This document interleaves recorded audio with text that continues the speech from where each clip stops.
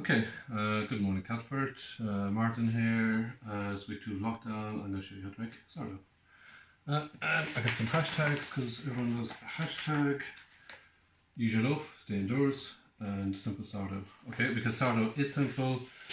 You can read so much about it on the internet. It seems so complicated, but in effect, it's a really simple process. It's been done for hundreds of years.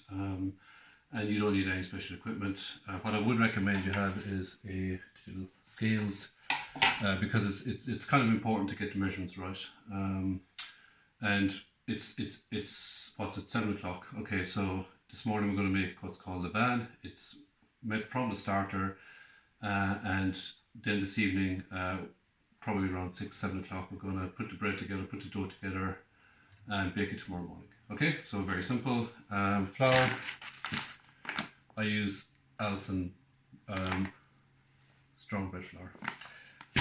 I started using that. You can use any kind of bread flour. It doesn't make a difference. Water, lukewarm, not hot, not cold. Luke. And right, starter. Okay, this lives in the fridge. It's been there for 5 years. And what's it look like? Well, close up. It's a bit gloopy. Okay, starter, we're not going to make starter. There's loads of recipes on the internet, but I'm going to share this, okay? I can easily bulk it up and make loads, not a problem. And essentially it's just flour and water. So when I started this, when I started this 5 years ago, I mixed flour and water, left it out, yeast from the air, I got attracted to it, yeast in the flour. Over time, when you add more flour to it, you get more yeast, and so eventually it becomes a yeast factory. So if we, on the cover, just taste, oh, really sour, very, very sour, a bit like natural yogurt, I guess. Right, let's get started. Right, so put this down here and get a weighing scales, get a bowl, simple kitchen bowl, and flour. Right, now it's kind of. The whole process of sourdough is just important to bear in mind. Always have the same amounts of flour and water. Okay, that's my approach. Everyone has different approaches, but that's what my recipe calls for and what my starter calls for. So I'm going to put in 80 grams of flour.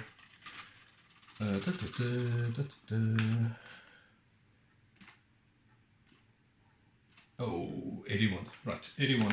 So let's match that with 82, right. Let's match that with 82 of water. Okay, if it goes to 83, it's not a problem, okay, but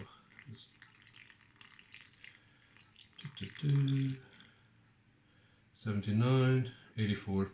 Okay, well, I'll tell you what, let's just put in a tiny bit more flour. Okay, I'm being pernickety, you don't need to be. There you go. Right, so equal amounts of flour and water, and I'm going to put in 40 of this, okay? So, 40. Right.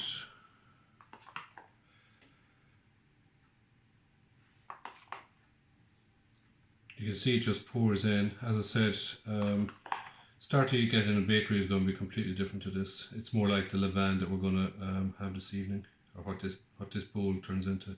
41, that's fine, okay? Right, and we just put that to one side, and mix. Okay, so this happens for me normally on a Friday morning. Right, so mix it up. And so obviously you want this too fast.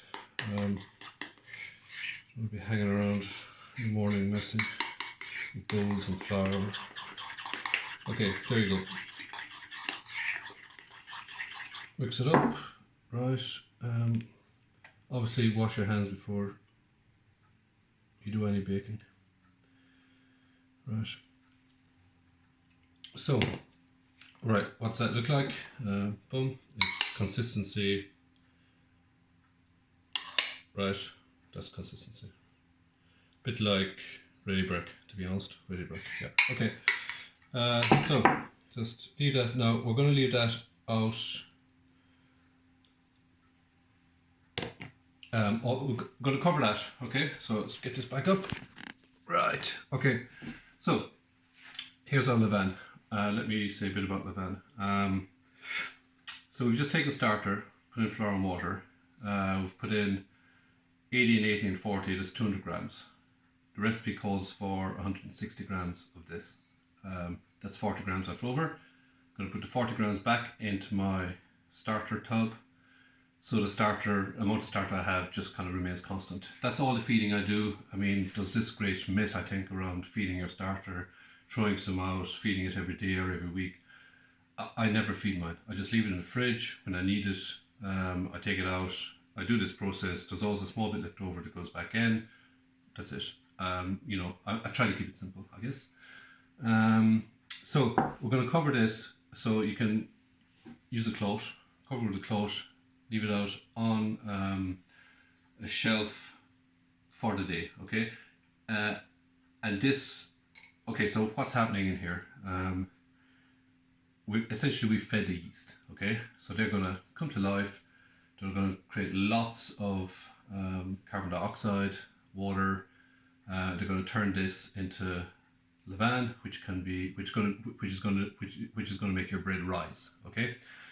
So we don't need yeast. This is the natural yeast. In the winter time, you can leave it out all day. It doesn't matter. In the summertime, if you leave it out for probably longer than 6 hours, I find that it starts to degrade a bit. Okay, so in the summertime, I try to have 6 hours between making this and putting my loaf together, and in the wintertime, it doesn't really matter. And it feels like winter. I mean, I think it's going to be 1 degree today, so we're just going to leave it out all day. Cover it with a cloth, and you're done. And I'll see you back here sometime this evening. Okay, thank you. Bye.